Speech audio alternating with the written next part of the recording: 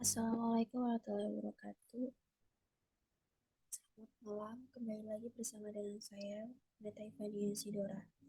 Di video kali ini, saya akan membahas mengenai cara mengimplementasikan perhitungan manual menggunakan metode algoritma pada saat penjadwalan. Sebelumnya, untuk mekanisme itu apa sih? Nah, algoritma genetika itu sebuah mekanisme perubahan susunan kromosom makhluk hidup akibat adanya faktor alam yang disebut dengan mutasi. Nah, biasanya dipresentasikan sebagai proses berubahnya satu atau lebih nilai gen dalam kromosom dengan satu nilai acak jumlah gen yang mengalami mutasi oleh parameter yang dinamakan mutation rate. Nah, biasanya juga ada istilah-istilah ya yang akan ada dalam uh, itu. Yang pertama nanti ada populasi. Nah, populasi itu apa sih? Populasi itu adalah kumpulan dari kemungkinan-kemungkinan solusi. Nah, yang di dalam populasi itu nanti akan ada kromosom-kromosom. Nah, apa sih kromosom itu? Kromosom itu adalah satu kemungkinan dari solusi. Ya. Yang di dalam satu kromosom itu akan terdapat gen atau genotype. Nah, genotype itu adalah elemen kromosom. Dan nantinya juga akan membahas tentang fungsi fitness dan juga nilai fitness ya. Fungsi fitness itu sendiri adalah fungsi yang menentukan bobot dari setiap kromosom-kromosomnya. Nah, untuk nilai fitness itu adalah nilai yang diperoleh dari hasil dari fungsi fitness. Nanti juga akan ada decoding dan juga encoding. Decoding dan juga encoding itu termasuk dari proses untuk merubah ya, berubahnya dari satu bentuk ke bentuk dalam bentuk yang lain. Nah, intinya seperti itu. Nah, bisa dilihat ya di bagian pojok sebelah kanan ini masuk salah satu bagian atau flowchart dari konsep dasar penghitungan algoritma genetika. Ya. Bagaimana di sini ada solution ya. Di sini ada solution ini adalah bagaimana mencari solusi terbaik dari satu set kandidat solusi. Ya.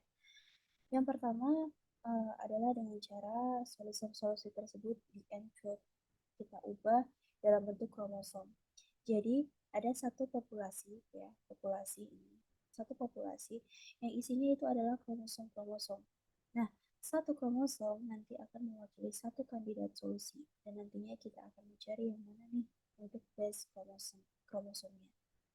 Nah, untuk menentukan yang mana kromosom terbaiknya, langkah selanjutnya kita akan melakukan evaluasi dari setiap kromosom-kromosomnya ya.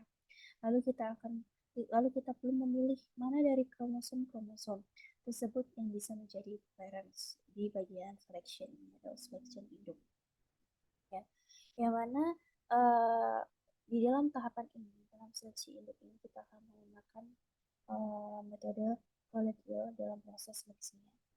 Nah, kemudian setelah melakukan proses seleksi, langkah selanjutnya akan masuk ke proses crossover atau pindah silang atau persilangan. Nah, jadi untuk orang tua, untuk induk, ya, untuk parents yang terpilih dalam proses sebelumnya, dalam proses seleksi ini, ya, seleksi induk ini akan disilangkan. Lalu kemudian ada proses mutasi. Nah, di proses mutasi ini akan ada perubahan sedikit ya dari hasil persilangan tadi, dari hasil persilangan ini tadi. Dan kemudian di bagian ini, bagian N ini akan dilakukan evaluasi lagi, apakah dia sudah memenuhi kriteria pemberhentian atau belum. Nah, jika sudah memenuhi kriteria pemberhentian, maka base promotionnya ini sudah didapatkan, ya sudah kita dapatkan. Dan kemudian akan di code ya, di decode atau dikembalikan di decoding atau dikembalikan ya dalam bentuk awal. Nah, sehingga kita akan mendapatkan base solutionnya atau base schedule ya. Jika belum memenuhi di bagian ini, jika belum memenuhi kriteria atau belum memenuhi pemberhentian, akan dilakukan pengecekan secara terus menerus ya untuk next generationnya dan akan mendapatkan kromosom baru pada proses pada proses ini dan seterusnya ya. Jadi kalau misalnya tidak memenuhi kriteria, akan dikembalikan lagi ke dalam populasi ya. Di populasi ini, dalam kromosom ini akan dilakukan evaluasi, selection, crossover, mutation sampai ketemu base chromosomnya ya. Jadi di coding, dikembalikan akan bertemu dengan kita akan menghasilkan base schedule-nya. Baik, untuk selanjutnya ya, kita akan menerapkan pada konsep algoritma genetika itu sendiri. Kita akan coba untuk menerapkannya. Nah, di sini ada proses yang pertama, ada encoding ya, dalam suatu kromosom.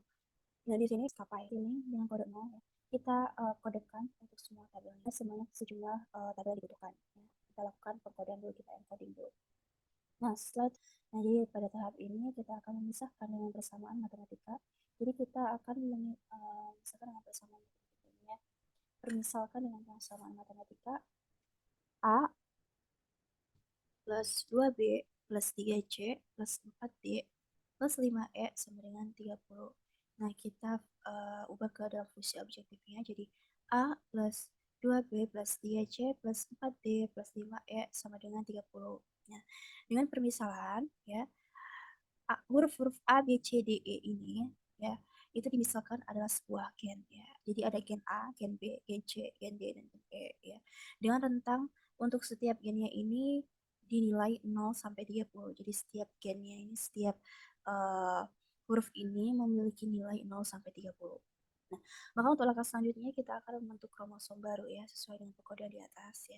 Setelah kita kodekan, kita akan bentuk dia dalam sebuah kromosom. Saya ambil untuk kromosom itu sendiri adalah dari 1 sampai dengan 10.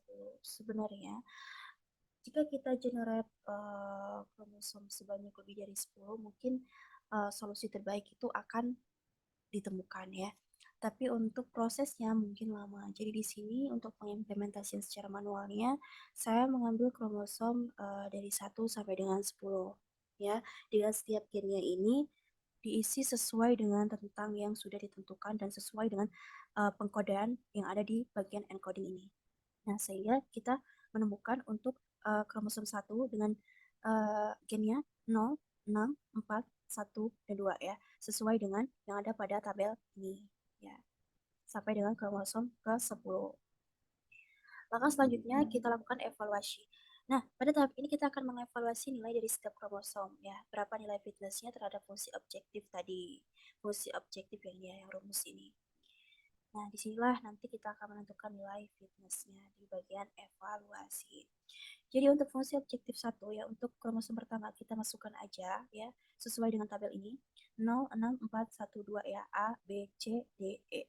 Kita masukkan aja ya, seperti ini, 0 plus 2 dikali A, 2 dikali B, berarti 2 dikali 6, plus 3 kali 4, plus 4 kali 1, plus 5 kali 2 dikurangi 30 ya. Hasilnya adalah 8. Ini berlaku untuk fungsi objektif 1, kromosom 1 sampai dengan fungsi objektif 10 pada kromosom 10 ya. Tinggal dimasukkan saja sesuai dengan rumus yang ada, yang sudah dijelaskan. Nah, untuk proses selanjutnya ini adalah proses seleksi atau selection. Nah, di mana fungsi ini dilakukan untuk mencari parent atau induk di mana ini adalah kromosom yang nantinya akan disilangkan. Nah, di proses seleksi ini, induk-induk yang sudah terpilih nanti akan disilangkan ya. Nah, sesuai dengan fungsi objektif yang sudah kita hasilkan tadi, kita bikin tabel ya seperti ini. Kromosom 1 fungsi objektifnya 8, kromosom 2 fungsi objektifnya 119, sampai dengan kromosom 10 dengan fungsi objektif 41. Nah, di sini bisa dilihat ya, yang paling kecil ada di kromosom 1 dengan fungsi objektif 8. Nah, di sini dijelaskan, jika nilai dari fungsi objektif kecil, maka akan semakin bagus. Nah, maksudnya di sini adalah jika untuk nilai fitnessnya nanti, jika fungsi objektifnya kecil ini, harusnya kromosom 1 ini, dia punya nilai fitness yang lebih tinggi dari kromosom-kromosom yang lainnya. Ya. Nah, sehingga di sini ya ada fungsi objektifnya semakin kecil jika dibagi dengan nilai berapapun itu, maka jadi di sini dituliskan fitness sama dengan 1 plus fungsi objektif ya, fungsi objektif yang ini. Nah, kemudian implementasikan fungsi objektif ke dalam rumus ya. Jadi kita masukkan ini ya, berdasarkan fungsi objektif, berdasarkan fungsi fitness ini, kita masukkan hasilnya dari fungsi objektif ini ya. Tinggal mengikuti aja. Contohnya fitness pertama untuk kromosom pertama, 1/1 plus fungsi objektif. Jadi 1/1 plus 8 ya. Fungsi objektif dari kromosom 1 kan hasilnya 8.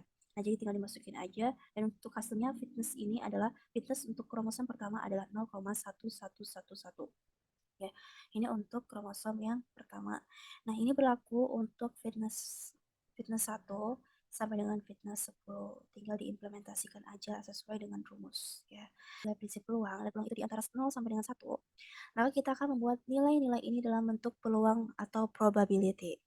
Nah, jadi di sini kita akan menjumlahkan atau menotalkan hasil dari setiap fitness-fitness ini ya, seperti pada gambar ini.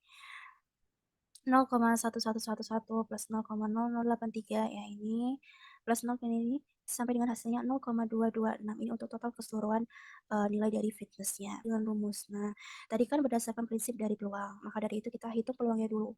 Kita hitung peluangnya dengan menerapkan rumus P ya peluang dengan peluang keberapa ya peluang keberapa sama dengan fitness fitness I per total fitness. Jadi di sini bisa kita kita implementasikan untuk peluang pertama, peluang pertama ya, peluang pertama pada kromosom pertama adalah fitness ya.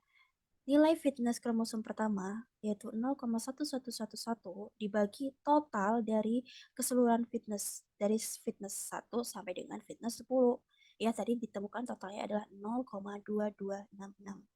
Berarti dibagi dengan 0,2266 untuk peluang 1 sampai dengan peluang 10 ya. Nah, perhatikan bahwa yang nilai objektifnya paling rendah itu adalah yang memiliki peluang dipilih paling tinggi. Berarti terbukti ya, untuk peluang 1 ini tadi pada kromosom 1, nilai objektifnya dia kan 8. Paling kecil di antara kromosom 1 sampai dengan kromosom 10. Terbukti untuk nilai fitnessnya dia dia yang paling tinggi. Jadi untuk kotak yang berwarna oranye ini adalah penjelasan bahwa peluang ini adalah peluang yang paling tinggi dipilih ya, kromosom pertama.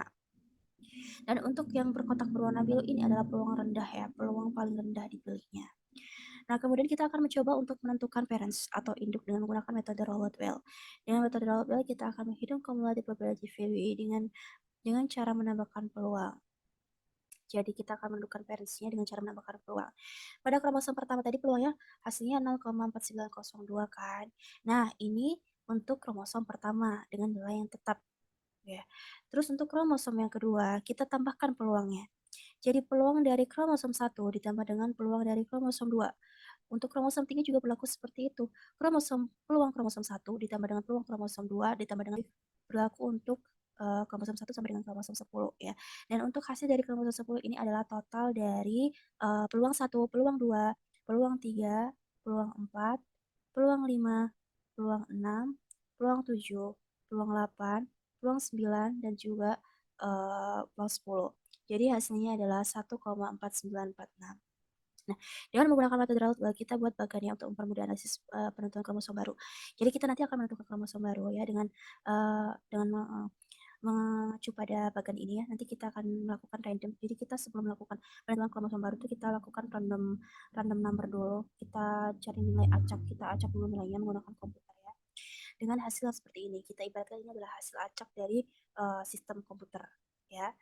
Jadi di sini kan bisa dilihat untuk bagan pertama pada kromosom 1 kan nilai peluangnya kan 0,492 sampai dengan 10 ya, 1,4946. Nah, di sini kan kita kan udah ngerandom number dan munculnya kan ini ya untuk random number pertama, kromosom pertama kita random dengan 0,499 random pertama. Nah, misalkan gini, untuk random yang pertama ya, untuk random yang pertama ini dia keluarnya 0,499. Berarti dia ada di antara ini dong, kromosom 1 dan kromosom 2 ya kan nilainya.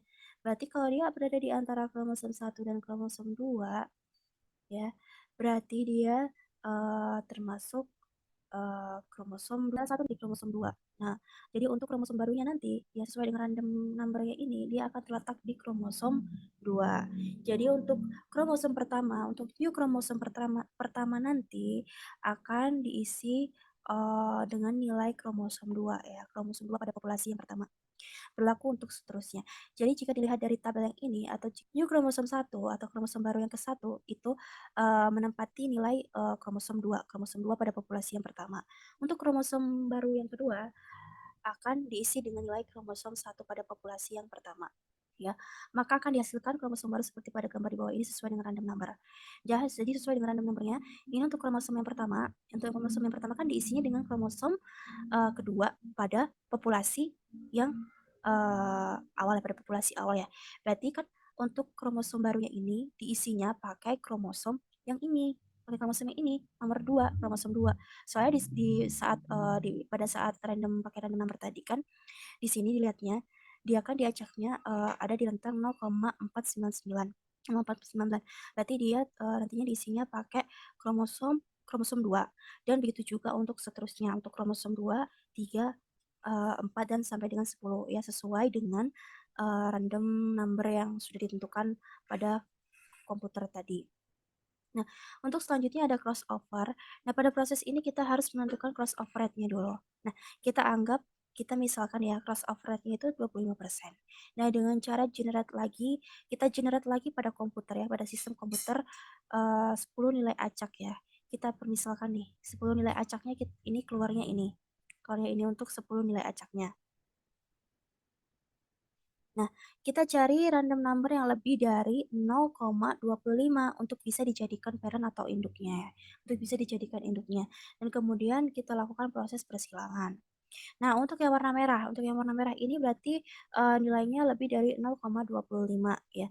Untuk yang warna merah berarti di kromosom 2, 4, 7, dan 8. Ini adalah induknya. Nah, kita lakukan persilangan, maka hasilnya akan seperti ini. Kromosom 2 disilangkan dengan kromosom 4, kromosom 4 disilangkan dengan kromosom 7, kromosom 7 dengan 8, dan 8 dengan 2. Nah, kemudian kita perlu menentukan dipotong di bagian mana gen itu, ya. Jika dilihat dari gambar gen di bawah ini. Tadi kan udah dipermisalkan, A, B, C, D, E itu adalah sebuah gen dari jadi kita akan menentukan dia dipotong di mana. Kalau misalnya ini, ya di garis putus-putus yang pertama ini berarti dia dipotong di bagian pertama. Terus di garis-garis putus-putus yang berikutnya ini berarti dia dipotong di bagian kedua. Garis putus lagi dia dipotong di bagian 3 dan seterusnya. Nah, kemudian kita generate random number lagi untuk menentukan posisi letak persilangan dengan komputer sebanyak jumlah parent ya. Jumlah parentnya tadi kan ada 4. Jadi kita generate random numbernya sebanyak 4.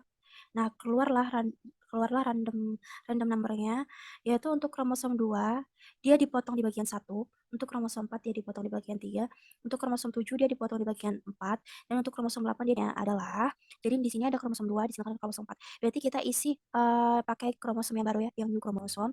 Nah, untuk kromosom 2 ini kan dipotongnya di bagian 1. Maka dia dipotongnya di garis-garis yang putus-putus ini. Nah, untuk hasilnya untuk kromosom 2 cukup nilai 0 aja yang dituliskan. Untuk sisa nilai belakangnya ini, kita isi dengan potongan dari kromosom 4, yaitu nilai 4, 10, 2, dan 15. Maka untuk hasil persilangan dari kromosom 2 dan kromosom 4 adalah 0, 4, 10, 2, dan 15. Nah, untuk kromosom 4, kromosom 4 ini kan dipotongnya di bagian 3. Berarti kita hitung aja 1 dari angka 1, 1, 2, 3. Berarti dia dipotongnya di garis putus-putus ini. Jadi hasilnya untuk nilai nilai yang pertama adalah dari kromosom 4 yaitu 1, 4, 10 ya. Nah, untuk nilai 2 yang selanjutnya berikutnya adalah nilai dari kromosom 7 yaitu 9 dan 4. Jadi tinggal diturunkan aja. Terus untuk kromosom 7 dia dipotongnya di bagian 4. Berarti dihitung aja dari angka 2 ini. 2, 1, 2, 3, 4. Berarti dia dipotongnya di garis yang putus-putus ini. Jadi nilai dari kromosom 7 dan sisa nilainya ini adalah dapat dari kromosom 10. Begitu juga untuk kromosom 8. Kemudian kita update lagi di populasi ya menjadi ini kromosomnya ya. Untuk tulisan yang merah ini adalah hasil dari persilangan. Jadi nanti kita isi untuk gennya ini adalah gen yang baru, gen hasil dari persilangan ya. Dari kromosom 1 sampai dengan kromosom 10. Nah, untuk selanjutnya adalah mutasi atau gennya itu dirubah sedikit. Ya, jadi kita punya 10 kromosom dan masing-masing dari kromosom mempunyai 5 gen. Ya. Dari masing-masing kromosom ini kan mempunyai 5 gen. Nah, sehingga jumlah gen yang bisa diubah dalam satu populasi itu ada 5 dikali 10 kromosom. Jadi ada 50 gen ya. Harus menentukan gen mana yang akan dimutasi. Maka kita generate lagi nilai random dari range 1 sampai 50 menggunakan komputer ya. Kemudian kita tentukan nilai mutation rate-nya. Misalkan di sini kita gunakan 10% untuk nilai mutation rate-nya. Jadi dihitungnya mutasi sama dengan 0,1 dikali 50 ya, sama dengan 5. Berarti artinya dari 50 gen ya kita akan memutasi 5 gen dalam satu populasi. Nah, langkah selanjutnya kita akan menentukan gen yang keberapa yang akan kita mutasi dengan cara generate random number. Dan kita dapatkan untuk nilai acaknya adalah nomor. Jadi kita generate number lagi pada komputer ya sebanyak 5 gen ya di nomor 13, 24, 33, 39, 45. Jadi artinya di urutan gen nomor 13, 24, 33 dan seterusnya ini adalah gen-gen yang akan dimutasi. Nah, kita bisa hitung dari kromosom pertama dari angka 1 ini. Ini adalah 1, 2, 3, 4, 5, 6, 7, 8, 9, 10, 11, 12, 13. Jadi yang warna merah ini sudah benar ya, adalah gen nomor 13. Jadi yang warna-warna merah ini, angka-angka yang warna merah ini adalah angka-angka yang nantinya akan dimutasi. Nah, kemudian untuk gen-gen yang akan dimutasi di atas akan digantikan dengan nilai acak lagi dengan range 0 sampai 30. Jadi kita bikin range-nya untuk 0 sampai 30 ya. Kita generate lagi nilai acak pada komputer dan dihasilkan nilai 5, 2, 10, 9, dan juga 7. Nah, selanjutnya kita implementasikan hasil mutasinya pada nomor tadi, pada nomor 13, 24, 33, 39, 45 dengan generate nilai acak yang baru. Jadi kita ganti pakai nilai acak yang baru untuk gen-gen yang akan dimutasi tadi. Seperti contoh, di gen nomor 5, nomor 13 ini diganti dengan angka 5. Di gen nomor 24 diganti dengan angka 2, di gen nomor 33 diganti dengan angka 10, dan seterusnya sampai dengan gen 45 diganti dengan angka 7. Dan selanjutnya kita masuk ke proses iterasi. Iterasi yaitu kita mengulang kembali proses seperti di awal, kita evaluasi kembali dengan populasi yang baru, dan kita akan coba mengevaluasi fungsi objektif ya dari populasi yang baru itu. Kita kan udah dapat populasi yang baru. Kromosom 1 sampai dengan 10 ini adalah populasi yang baru kan dari proses awal sampai dengan mutasi. Nah, kali kita bahas ya sampai dengan kromosom ke-10. Nah, jadi kita bisa lihat dari sini kita bikin tabel ya. Jadi untuk kromosom 1 sampai dengan 10, iterasi pertama dia menghasilkan 8, iterasi 2 dia menghasilkan 120. Jadi di sini bisa dilihat juga banyak fungsi dari iterasi 1 ke 2 yang semakin turun. Nah, uh, langkah selanjutnya kita lakukan lagi looping. Terserah untuk iterasinya itu bisa di set ya sampai dengan 50 generasi atau sampai dengan 100 generasi sampai benar-benar tidak ada perubahan lagi ya sampai dengan bertemu dengan base chromosome-nya atau base schedule ya. Jadi uh, iterasi dari solusi solusi yang terbaik. Mungkin sekian dari saya, dari kurang dimakan. Assalamualaikum warahmatullahi wabarakatuh.